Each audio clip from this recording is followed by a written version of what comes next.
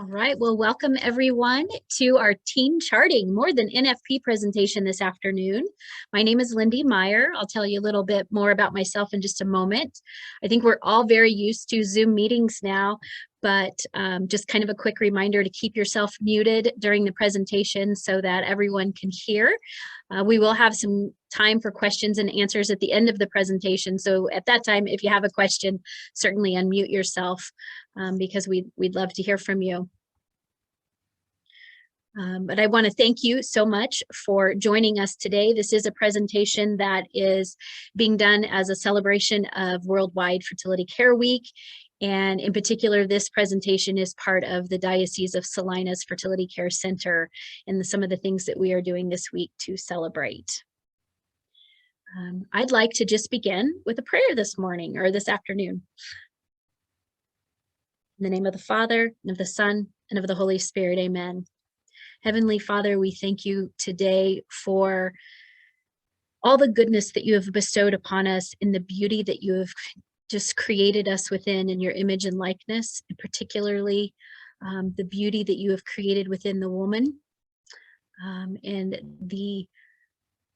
just the gift of fertility that you have given each of us and all that means.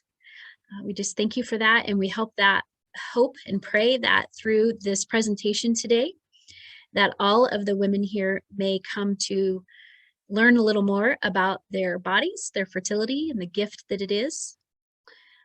And so we just thank you, and we pray all these things in Jesus' name. Amen. In the name of the Father, and of the Son, and of the Holy Spirit. Amen. Well, thank you so much for starting this talk today with me in that way. Again, thank you to coming to this teen charting. We've got a few people coming in the waiting room still, so forgive me while I kind of admit them for just a moment. Oh, and yeah, so thank you. I want to just begin by introducing myself. I know many of you that are here on the call today, but my name is Lindy Meyer, and I am a certified fertility care practitioner in the Creighton Model Fertility Care System. And I've been teaching for 20 years, a little over 20 years actually. And it's just been a great, really blessing and gift to be able to journey with women and couples over the years in something as personal as their fertility, their reproductive system. And over the years, I've kind of grown in what I feel comfortable as far as a client base goes. When I first started teaching, mostly who I taught were couples that were either trying to achieve or avoid a pregnancy. And every now and then I might get a single woman who was having different issues. And every once in a while, a teenager, but it was usually that kind of the senior girl. Uh-oh, Sarah, it looks like you're sharing your screen. We need to fix that. Just a moment here, ladies. We're gonna, I'm gonna go back and share my screen. Here we go. Looks like we're back together. All right, thanks for holding on there. But I used to, have older teenagers, those that are about ready to go off to college. And I would, that was no problem.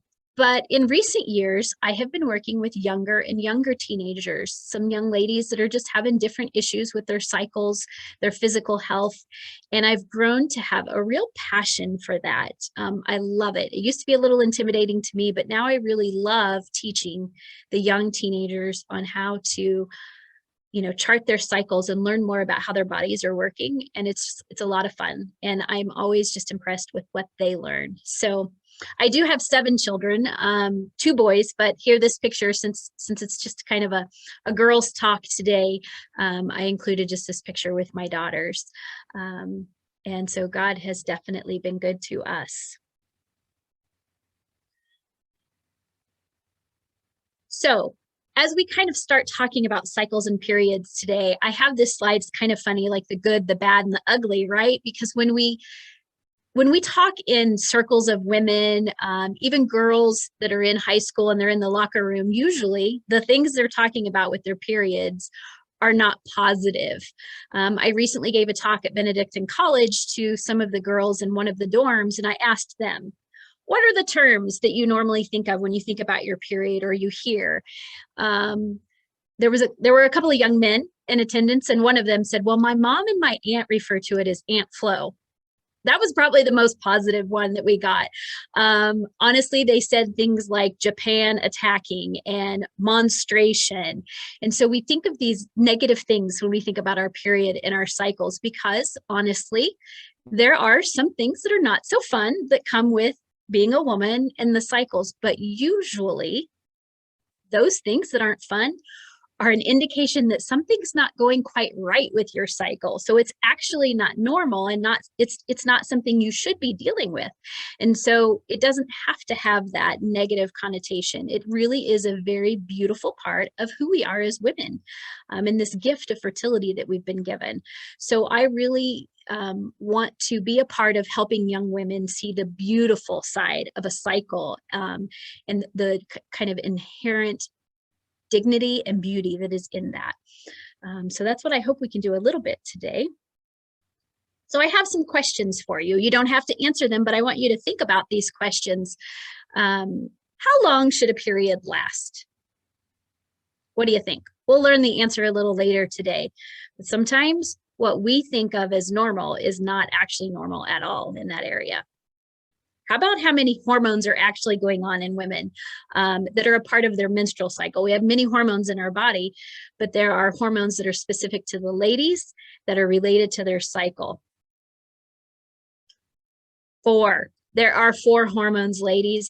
And actually, if we were to put them on a graph, each of them together, they would overlap and come and go depending on where we are in our cycle. And so if you've ever felt like, man, I'm a little different every day, or why am I so complex, or I can't figure out why I feel this way today, it's because our hormones are kind of doing their own thing. And it's a symphony. But if you've ever gone to any musical event, when they're all warming up, right, they're each kind of tuning their instruments, not in sync. And it's not very pleasant to listen to sometimes, right? But once they actually begin the show and they're all in sync, it's beautiful music. And so when our hormones aren't in that symphony like they should be, it's more like the warming up. How about my last question here? Are cramps and PMS normal? So many times I hear young ladies say, well, I mean, everybody has it. It's just something we all go through, so it's not fun, but it's normal. It's just something we have to deal with. It's part of being a woman. So it's been a little over a year, but my daughter, Erin, who is in this Zoom meeting today, she was with me with a group of other fertility care practitioners and even one of our NAPRO doctors. And she said that. She said, yeah, I have cramps, but they're normal. Everybody has them. And the physician in the room was just, adamant and said, they are not normal. Her name is Dr. Christine Hemphill Jones. And she said, they are common, but they are not normal. And that is something that really struck with me as a practitioner, because so many times I'd even have that own, just kind of opinion that, it is just part of being a woman, right? No, she said it's not normal at all. It might be common, but it's not normal. So we'll talk about that a little bit as well. So I just kind of wanted to start with some of those questions that kind of are misconceptions that all of us have. So I do want to say that was kind of the question today, teen charting. Is it appropriate for teens to chart? And absolutely it is, for various reasons. Teens can chart so that they can learn to understand how their body is working.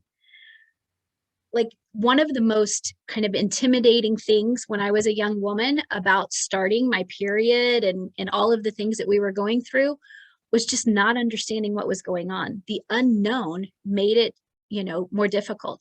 So understanding your cycle. When is your period coming?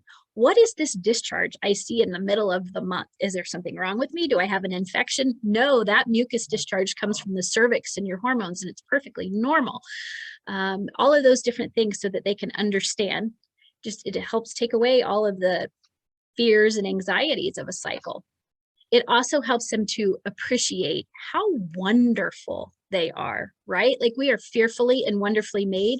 So charting your cycle and understanding really the complexities of just your reproductive system, but then how it connects to many other parts of your body, can really help a young woman see, like, I'm pretty awesome.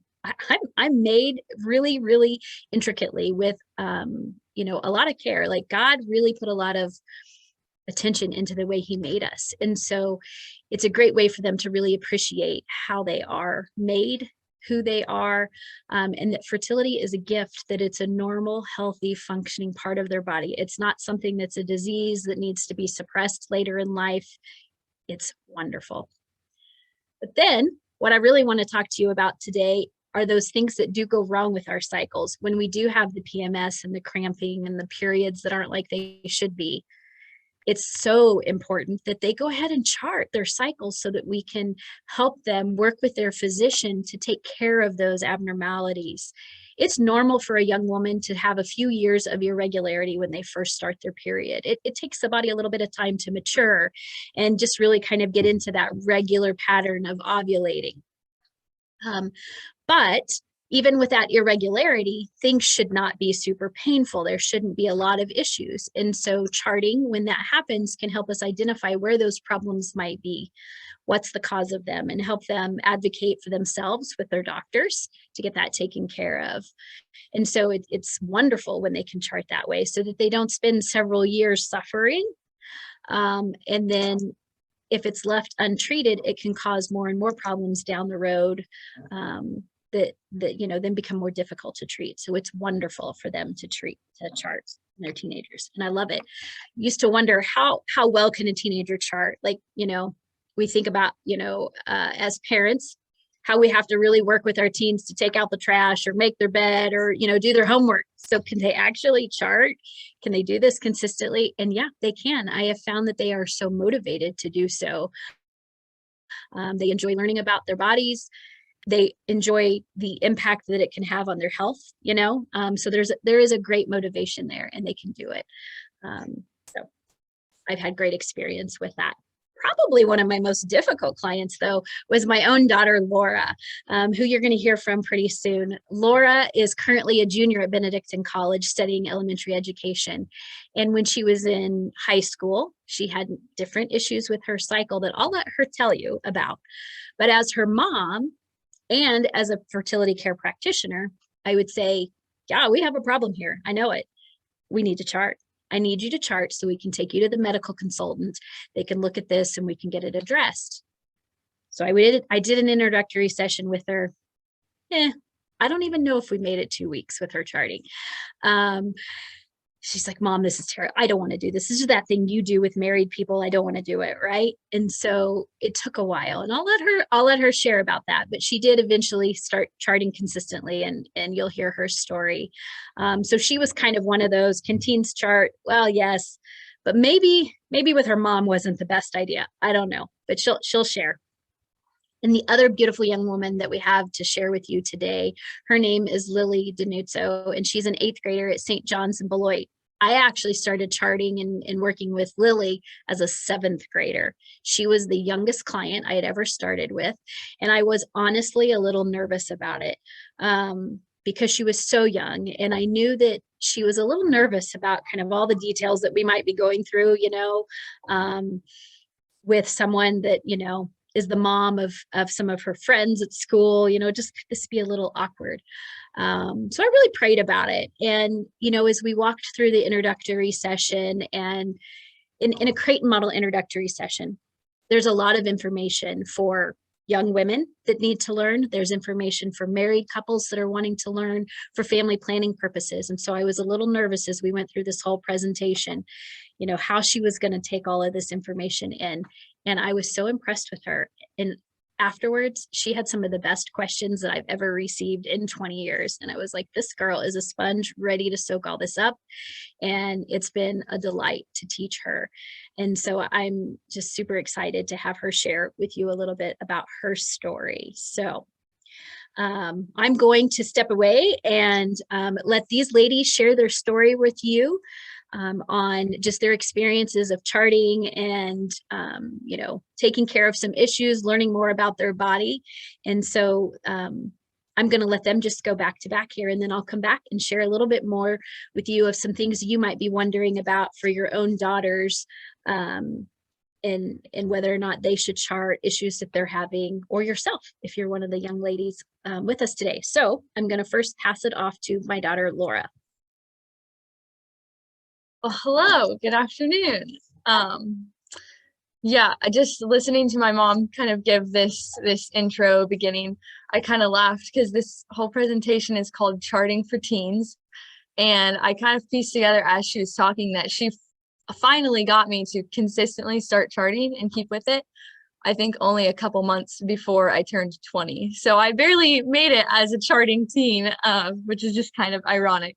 But yeah, I'm just going to share my experience and how much it's impacted my life, having gone through charting and getting treatment. And spoiler alert, it's a lot. It's had a huge impact on my life. So I'm going to start from the very beginning. I remember distinctly my very first period. I remember starting and thinking, like, I didn't have cramps or anything. And I was like, gosh, I don't know what everybody's complaining about. Like, this is not that big of a deal. I was like, that was really nothing at all. I don't know why everyone complains about this so much, because I'd heard, so many negative things about periods and how awful they make you feel.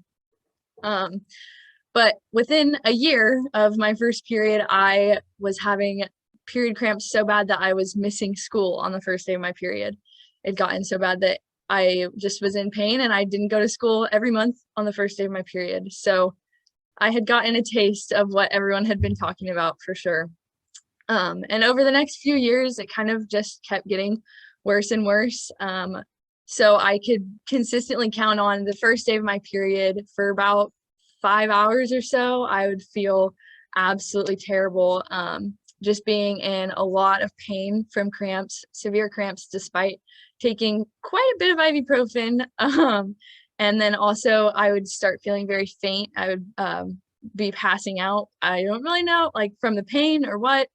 And I would, a lot of times I would vomit as well, just from the pain, from, all of it. And so I could pretty much count on my first day of my period going through all of that, and it was pretty terrible. But I just thought, this is the terribleness that everybody had talked about when, they talk about periods. And as my mom mentioned, there's 5 girls in our family. And so 5 girls and a mom, so 6. And so I grew up with lots of women around, and it was just kind of like, gosh, why is Laura the one who can't handle this? Like, come on, Laura, like, we all deal with this. Why are you making such a big deal about it? And I didn't really know either. But I just knew, gosh, it was pretty awful. And so freshman year of college, I kind of thought, it's time for you to grow up, Laura, and learn how to deal with this. I'd been missing a day of school every month. And so I thought, what happens when I get a job? I can't just miss a day of every month and, for the rest of my life. I need to, tough this out. So one day on the first day of my period in my very first semester at college, I tried to go to my class at 8 o'clock in the morning. And I just tried to just tough it out. I took ibuprofen and I went anyways.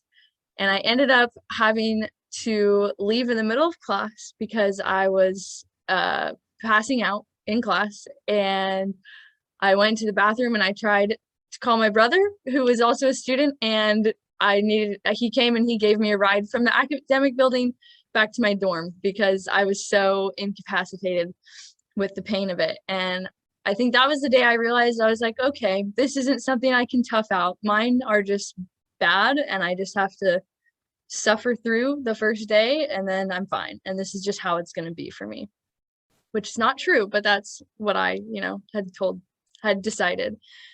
And so I got a lot of anxiety built up working, like, surrounding my period. I worked up a lot of anxiety about it. I would just anticipate it. And I knew, like, gosh, like, that first day is going to be terrible. So every time that was coming around, I got so anxious, so worked up about it. For about a week, I felt terrible because I knew it was coming. And so mentally I felt awful. I got to the point where my prayers were kind of structured around it. Like, I would pray, God, I have an interview this day. Like, please do not let me start my period on this day. Or I remember I went on a mission trip my freshman year of college, and I think I prayed for a few months in advance that I would not be on my period while I was on this mission trip, because I knew if I'm in another country and I start my period, like, what am I going to do? You know, I just didn't even know how to handle it. So I had so much anxiety worked up around it, and I just accepted that it was terrible. And I lived like that for probably about a year.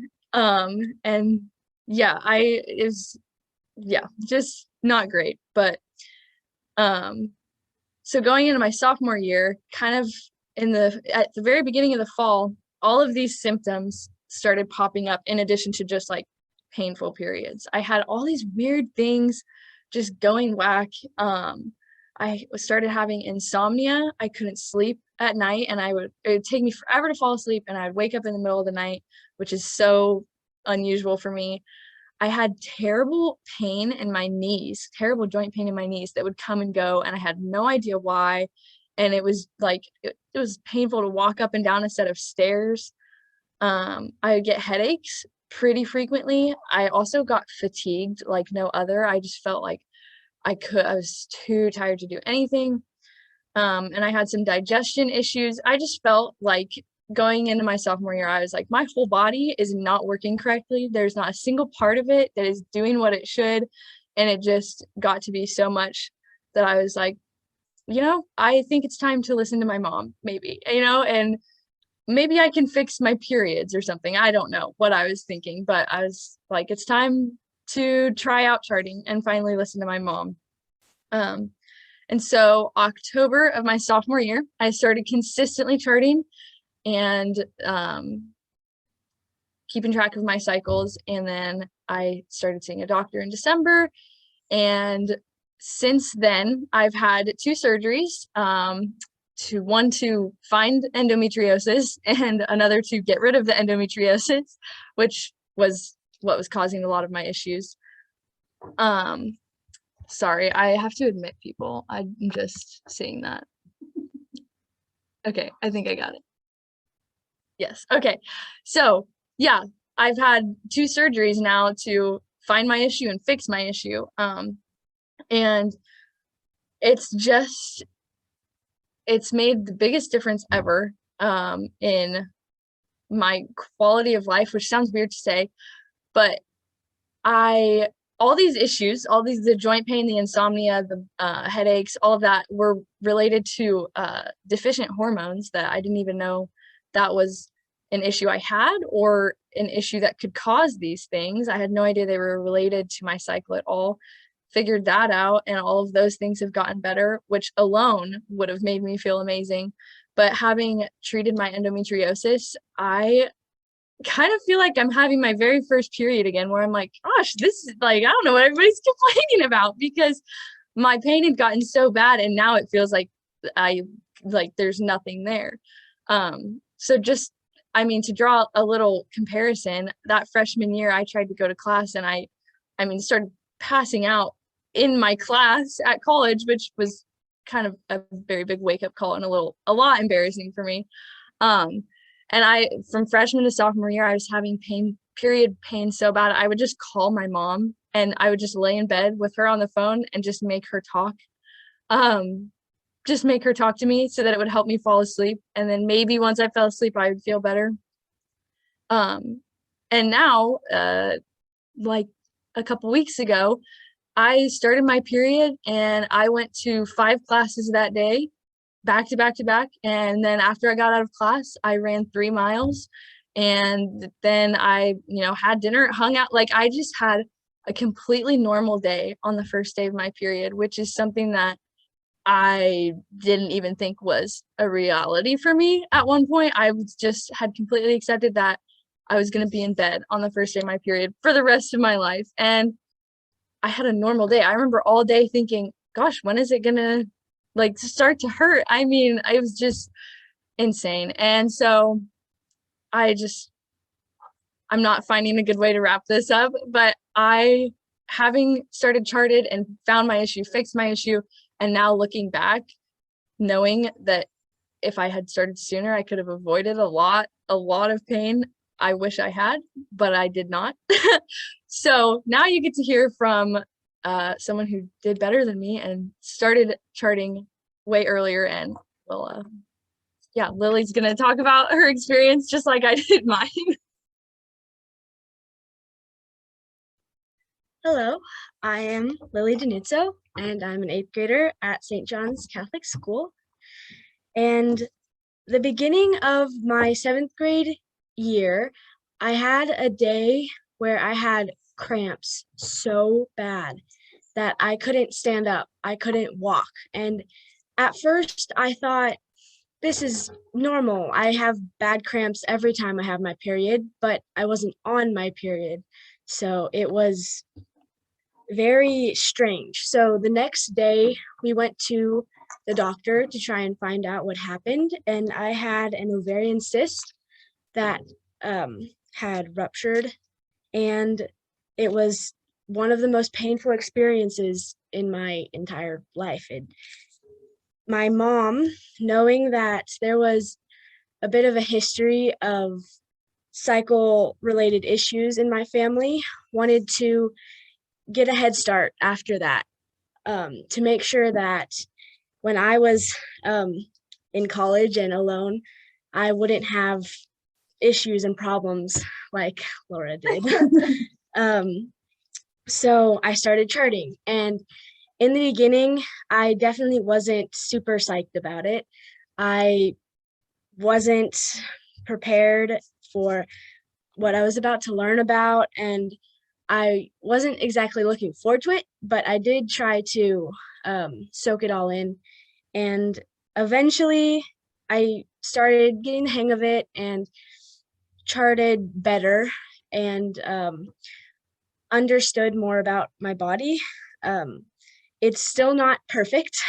I'm still not amazing at it, but the hardest part is definitely charting every night and being consistent. But I have learned so much about my cycle and about myself, because before this, I would have cramps that hurt so bad. I would just lay in bed and do nothing all day because it just hurt so bad.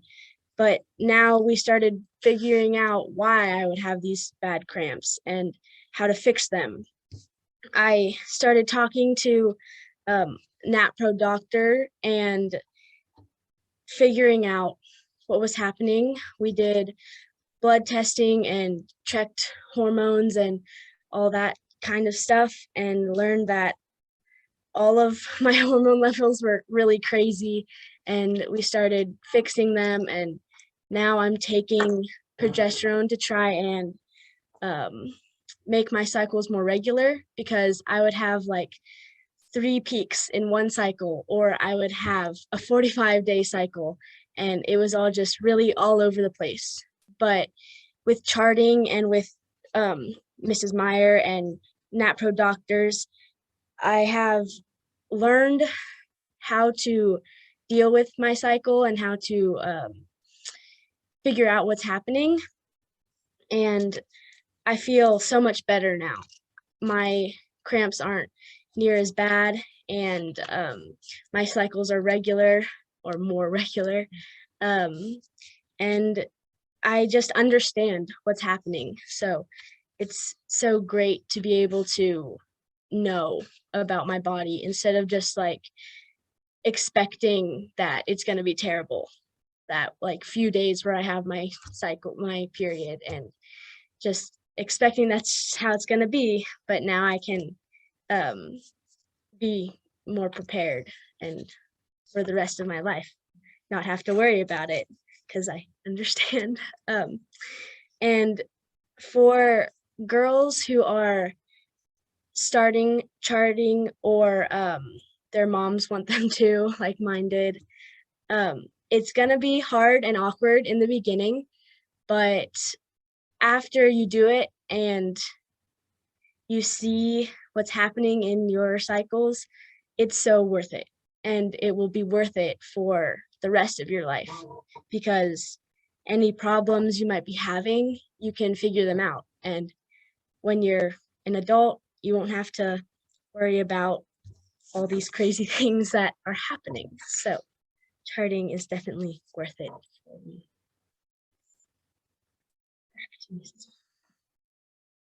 Oh, thank you. If we were in a room together, we would all be clapping for these lovely ladies and their willingness to share with us a little bit about their story.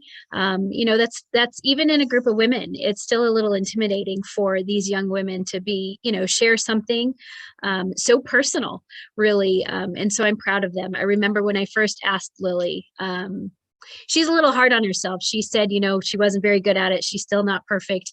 But she actually was an amazing client and so good at making the observations and charting everything. She did a phenomenal job. She's a little hard on herself. She really is a good charter. And because she was so good and because we could see that impact in how she was feeling by taking care of this right away, you know, not having several ovarian cysts rupture or going for, you know, a few years of cycle irregularity, because we were able to just right on board. Her mom, you know, she's like me, she's a great mama bear. So she's going to take care of her cubs when there's a need. And she just tackled it head on.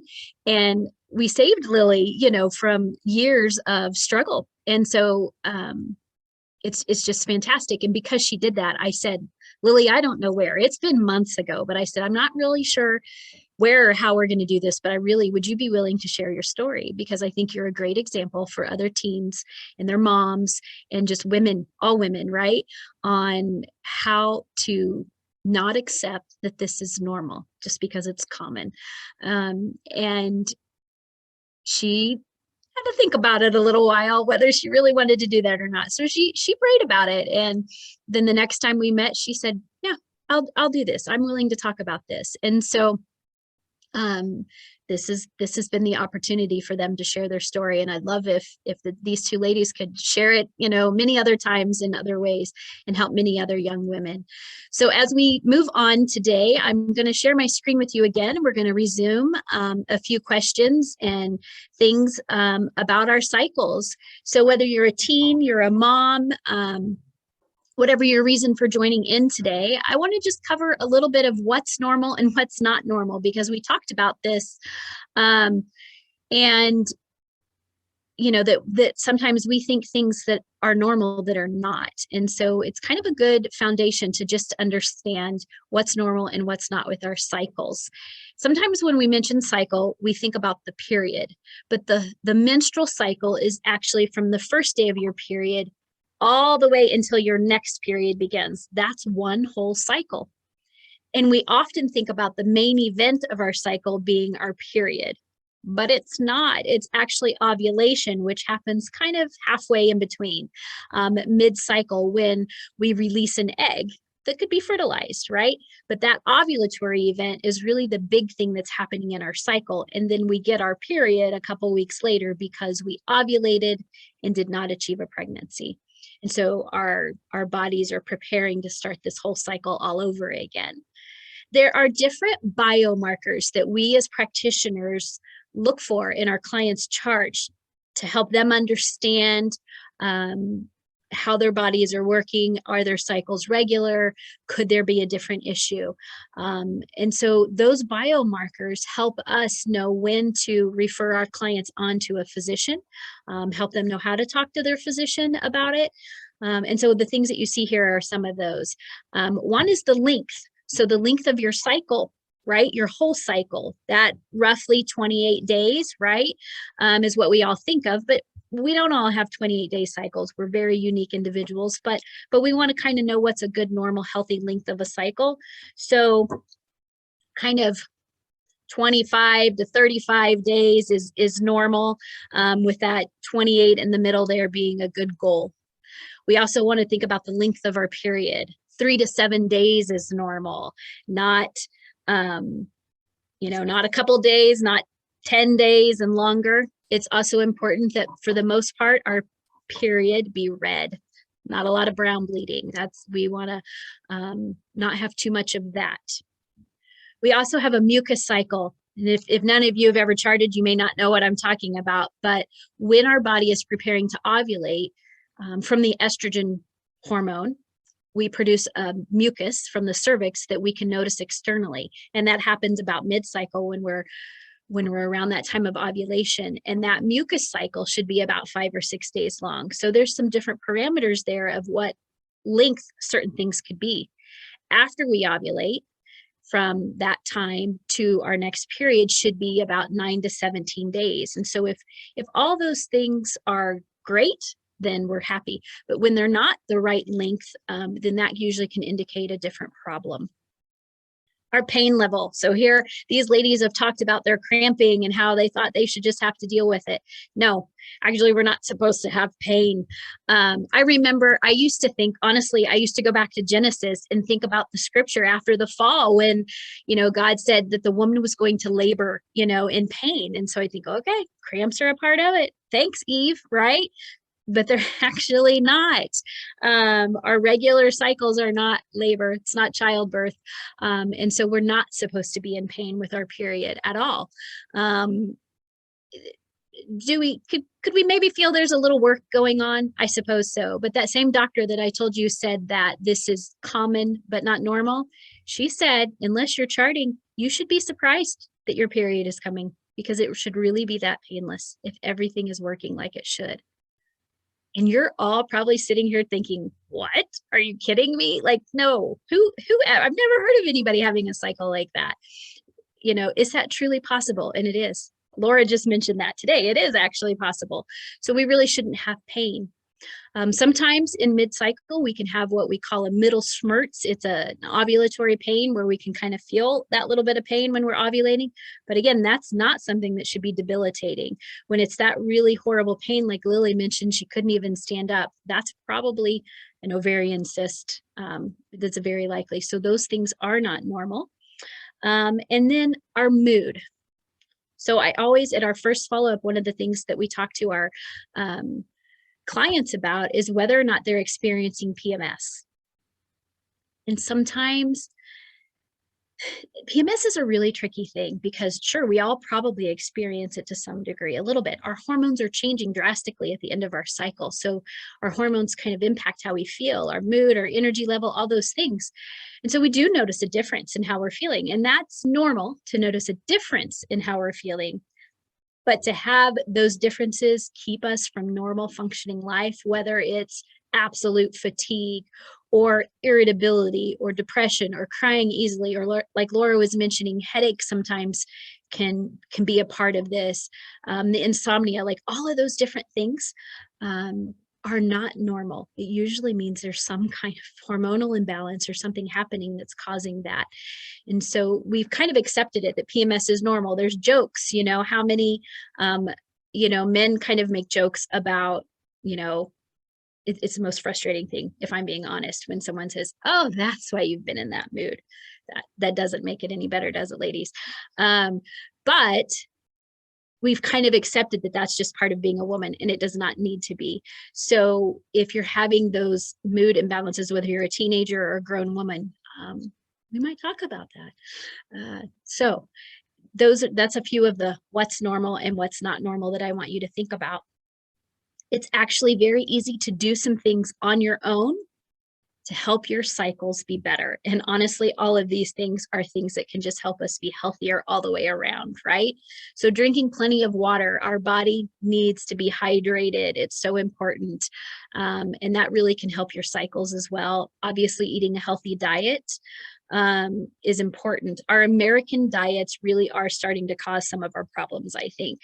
And so all the processed foods, we have a lot of sugar in our diets. So really focusing on a very good, healthy diet can definitely help your cycles, believe it or not. Exercise, obviously being physically active and staying healthy in that way is going to help your overall health, but it will help your cycles. And sleep is so important. It really is. It's restorative, right? It's that rest and restoration that we need to begin anew each day. Our bodies need that. And so it's very important that we don't cut corners on our sleep. Teenagers run very ragged schedules, right? We've got sports practice, we've got homework, we have other activities that we do. So many of our teens are involved in many things, right? And so sleep usually is one of the things that suffer. And even as women, as moms, we do that, right? We've got little ones to take care of and all that. So we cheat on our sleep, and we really shouldn't, because then we're cheating ourselves all the way around. Kind of related to all of that is stress. We have a lot of stressors in our lives. We live busy schedules, and that kind of thing, a lot of pressure. We really need to look at what stresses we can eliminate, but we can't eliminate all stresses. And so we need to learn how to manage those stresses, how to kind of, wind down from those stressors, and help ourselves through that. And a great way to do that is prayer. No one ever got to the end of their life and said, darn, I spent too much time praying. We really can do that. And that really helps us to, it just helps, right, ladies? It helps us form our relationship with God that's going to help us to have a better perspective on life, to understand our dignity and our worth, to help us practice all the virtues that we need to, and just to get through each day. Prayer is going to root us. It is our true bread, right? And our nourishment. A couple of very simple, natural, vitamin, healthy things that you can do that are good for you in general, but also are good for cycle health, are magnesium and fish oil. I'm not a doctor, I'm not a nurse, but I know that these are just some great supplements that our doctors often recommend, and are good for you anyway. Magnesium has a calming effect on the body, so that kind of PMS time, magnesium can kind of help to calm down some of that that's happening as all those hormones are changing. It's also good for smooth muscle health and circulation, which definitely can help during the period. And then fish oil is a great supplement that just helps restore some of the nutrients that we need in our body. It's also good for heart health and all of those things as well. Our local NAPRO doctor is Dr. Amy Hogan in Salina, and she always says, in Kansas here, we don't eat enough fish. We don't have access to fish. And so the fish oil is definitely helpful for us versus some of you that maybe live on the coast and get access to fish more often than we do. So those are some very basic things that you can do. And I just want to give you a few resources. If, watching this today, you realize, oh yeah, I should be charting, or my daughter should be charting. And you really want to, do that, or you just want to ask some questions about it, and see, should my daughter be charting? You can reach out in a couple of different ways. So here locally, this presentation is part of the Salina Diocese Fertility Care Services Center. And our website is salinafertilitycare.org. And so you can connect with one of the practitioners that are here in the Diocese of Salina. We go from Goodland, Kansas, all the way over to Manhattan, Kansas, and Salina up to Concordia and everywhere in between. There are 8 of us. And so we love to help. We all have a passion for this. This is why we're doing it, because we have a passion for it. And we meet with people personally, like in person, but also virtually. So wherever you are, you could certainly connect with us, and you don't have to travel to the various areas of our diocese if that's difficult for you. But some of you watching today probably are not in Kansas. You are elsewhere in the country. And so we want to provide you with a connection to connect with someone that might be able to help closer to you. The Salina Diocese Fertility Care Center is part of the Fertility Care Centers of America. And that is an organization that basically, brings us all together and collects where everyone is teaching. So you can go to their website, fertilitycare.org, and they actually have a map, and you can pick like your state and kind of tune into your area and see who is near you. Not only a practitioner like myself, but also a doctor that could help you.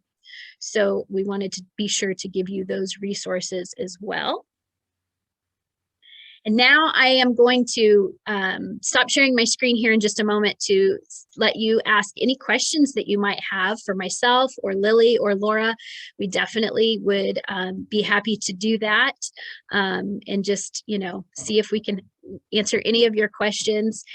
But before I do that, I just want to extend a big, very big thank you to Lily and Laura again for agreeing to do this with me, sharing something so personal with a bunch of strangers and some people they know.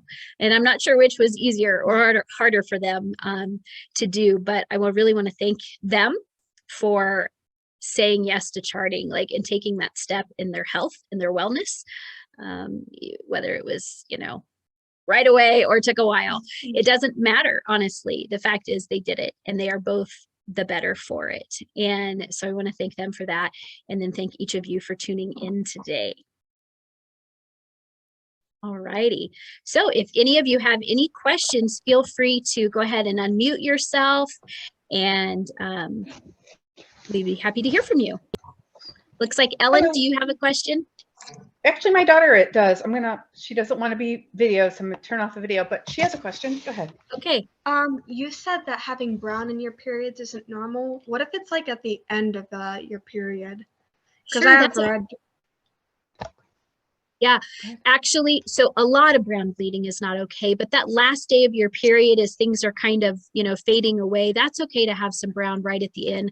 But I wouldn't want you to have your whole period be brown or several days of brown bleeding, either at the beginning or the end of your period. But that little kind of that last day with some brown bleeding is okay. That's a great question. Okay. Thank you. Yes. I have a question in the chat box from Leslie, and it says, any suggestions on helping teens chart emotions and mood changes? Absolutely. That's important. I always have my clients at that first follow-up, we ask about those PMS symptoms, which a lot of times the mood issues will come out through that. And I always talk to them a little bit about those and try to determine if they're PMS related or hormone cycle related, or if it's, sometimes it's not. There are other reasons that we have that kind of mood changes. But if we think that it could be hormone and cycle related, I have them chart that on their chart so that we can see if it's falling at the same time each month, maybe when in the cycle, that can really make a difference. So what I do is have them kind of create a little code at the bottom of their chart, put a key there, and then the code, because our boxes that we chart in are pretty small. And we'll observe for that. And then of course they would talk to their doctor about that. Sometimes if young ladies are having just a lot of those symptoms, it can be a lot to put on one single chart. So we might keep a journal of it, kind of a separate note to kind of walk through those things. And then we definitely, refer on to their medical provider and even sometimes counseling. As fertility care practitioners, we make referrals to, counselors, to medical providers for various things, even to priests or religious of any faith for some guidance that way as well. And, it's like we keep adding things for these teens to chart, or any woman, sometimes we're charting our observations, and then we need to chart our PMS symptoms. But a lot of times it's something that they can do very easily because there's a motivation behind it. Like, you mean there could be a reason for all these mood changes I'm having, and doing this, writing this down could help me figure it out and help it get better. So it's usually they're like, wow, I thought it was just me. And I think some of the mood changes we have in PMS, as women, we're hard on ourselves with them. We think, gosh, why am I so irritable today? Or why am I so down today? And what's wrong with me? Why can't I just get over it? Why can't I pray myself out of this? I must not be praying hard enough. And we can be really hard on ourselves when it comes to those things. But when we realize that there's actually maybe a biological component to it, we don't need to be so hard on ourselves. It's not our fault. That's really helpful to many young women. All right. Hey, can you hear me? Yes, I can. Hi, this is Kay Reiki. Hi, Kay. Hi, I just wanted to ask, the girls are wondering, they're here with me, and they're wondering if there is a recommended app for charting on phones. Sure. There are many, many apps out there. And in the beginning, if a young woman is just charting and she wants to keep track of when her periods are coming, just to keep track, right? Like, don't have any issues, you can certainly there are many apps out there, okay, that you can just record that information. You could write it down in your planner or something. There are many of them out there. I don't have a particular one that I would recommend, because I use I'm a Creighton model person. I use the paper chart. Creighton does have an app that we do have available to our clients that they are able to use after their 5th follow-up. So once some of that initial learning is done. But there are many apps out there that a young woman can use to just simply, keep track of things. However, when it comes to an app, a lot of them are predictable. They're trying to use algorithms and things to predict when you're ovulating, and they're using kind of your cycle history and kind of an average. But every cycle is unique. We are not robots. Our bodies work differently. We have different things happening each month, right, that can impact our cycle and our hormones. And so there is nothing an app can tell you that you can't learn from your own body. And an app really can't tell you that. You can, though, by observing your own signs. And so technology is great, but the observations you're making of your own biological markers, in Creighton model, we focus on the cervical mucus discharge.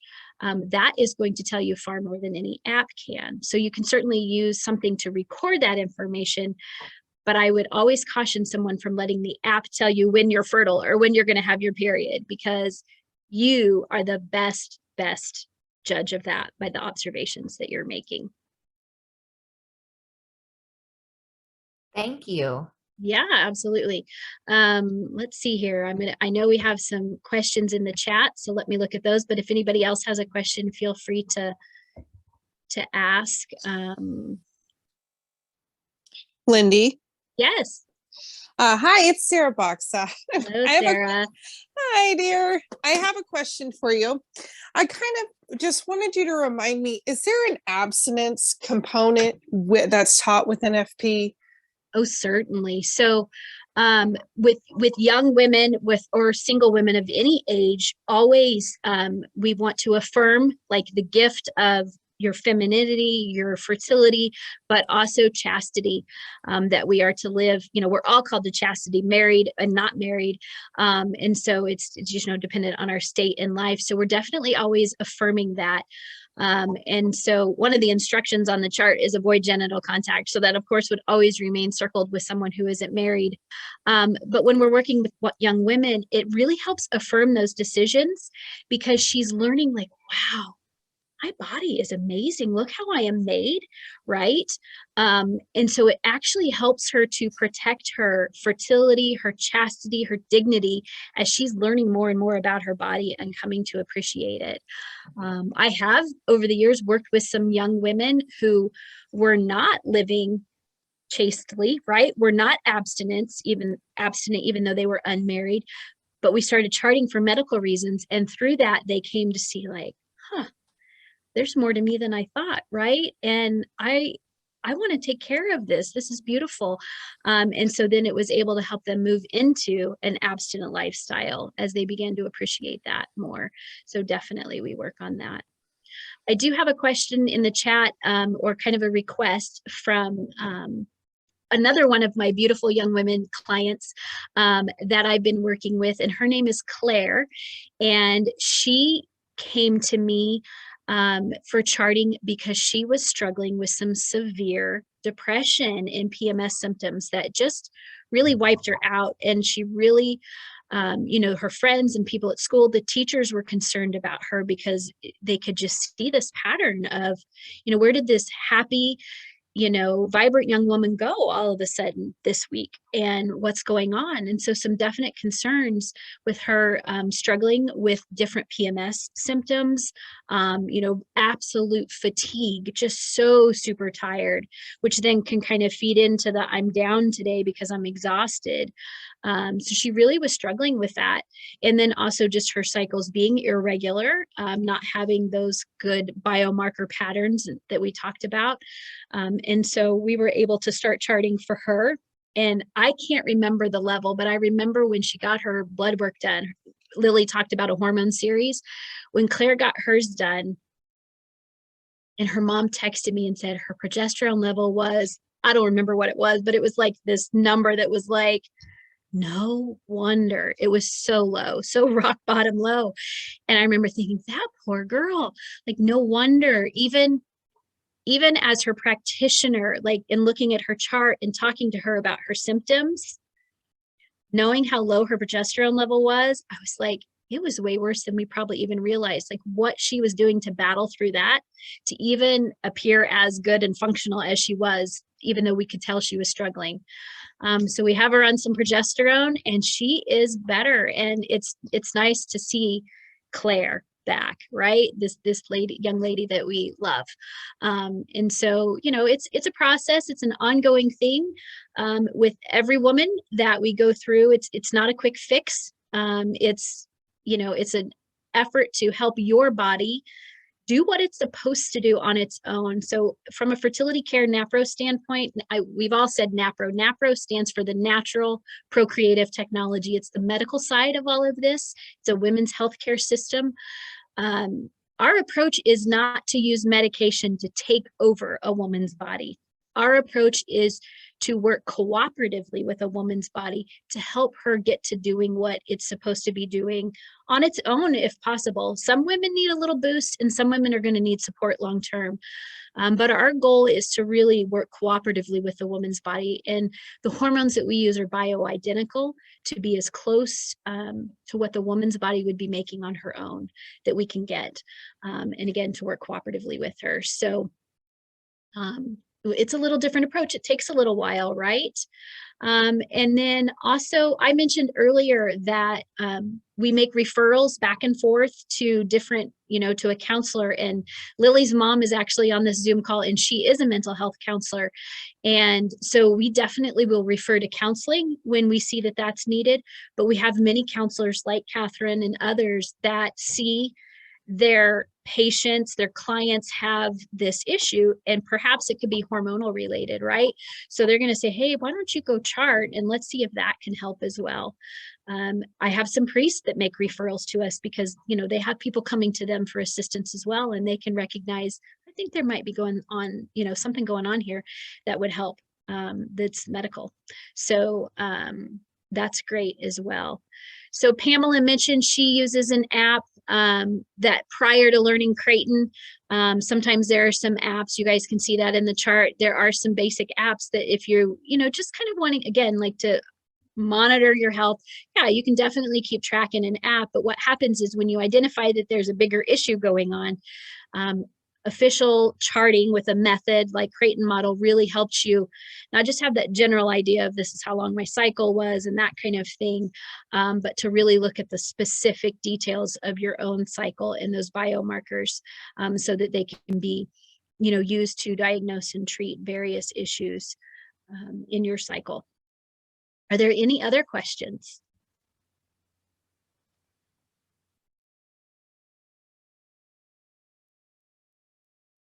Okay. Well, again, I want to thank all of you for coming. I'm so happy that you tuned in, moms and daughters together and everything. I really appreciate that. For my fellow practitioners that are on this call, thank you for tuning in. I appreciate your support as well. And I would just encourage you to share this. So sometimes I know as the practitioners in my diocese, we've gotten together and we, you know, we'll say things like, this is the best kept secret, which is such a terrible approach because we shouldn't be keeping it a secret at all. We should be telling everyone. And so I would encourage you to do that. The next time you have, you know, a friend who's saying, gosh, I really struggle with this, tell her, hey, I don't think you have to. Let's go to that fertilitycare.org or salinafertilitycare.org and let's look up, you know, someone that could help you because you don't have to suffer. The common does not mean it's normal. And so I would encourage you to just keep doing that. But also we're going to put the recording of this presentation on that salinafertilitycare.org website so that it'll be a resource for people going forward. And so if you know, are visiting with someone or you say, hey, I attended this presentation and I really think you ought to check into it, you can send them back to that website. The other thing, a couple of the comments that are coming up is something I'd love to talk about too. Our hormones drive us, ladies, how we feel, our energy and all that good stuff, good and bad, right? Like those moments when we kind of come down, but also when we feel great, when we're creative and we feel like we could, you know, solve all the world's problems. Those are sometimes driven by different hormone levels. And so understanding where those hormones are coming and going in our cycles are really powerful, to understand, like, okay, I'm feeling a little slow today, and it could be because this is where my cycle is, or to even anticipate that and know, like, I feel great today, but then, next week I might feel not so great. But another thing that's important, and I talk, Sarah, you asked me about abstinence and chastity. So if you are an adult woman and you have noticed this about yourself, but maybe you haven't, we are most interested, our sex drive is at its greatest usually around the time we're ovulating, because God, gave us that commandment or that directive, to go forth and be fruitful and multiply, right? So he kind of put some biological things in there to help us out. So our sex drive is the highest when we're ovulating.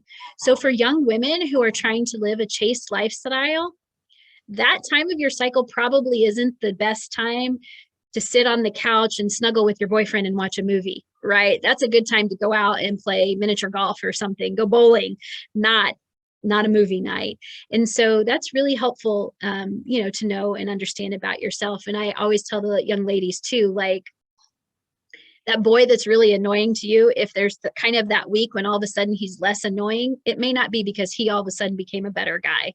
It might just be because your hormones changed a little bit. So kind of keep that in your mind as you're looking at the guys that might be a good option to go on a date with. Anyway, so thank you so much for tuning in, and I hope that you enjoy the rest of your Sunday afternoon.